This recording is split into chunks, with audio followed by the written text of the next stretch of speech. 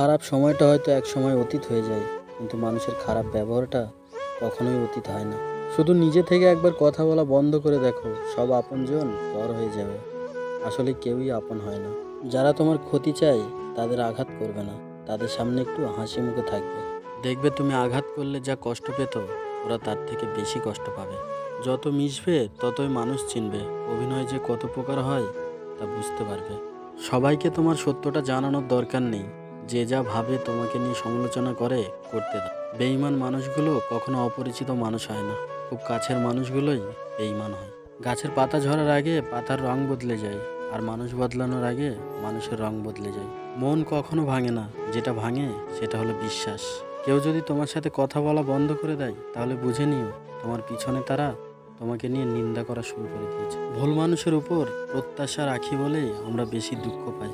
আপনি যত নরম মনের মানুষ হবেন, ততই আপনি অন্যজনের কথায় ক্ষতবিক্ষত হবেন। নিজের মনকে শক্ত করুন, মানুষ চিনতে শিখুন, নিজেকে নিজের মতো করে গড়ে তুলুন, তাহলে দেখবে অনেক সুখে থাকবে। ভিডিওর কথাগুলি ভালো লাগলে ভিডিওতে একটি লাইক করে চ্যানেলটিকে অবশ্যই সাবস্ক্রাইব করে নেবেন। আর কোন কথাটি আপনার সবচেয়ে ভালো লেগেছে কমেন্ট করে অবশ্যই জানাবেন।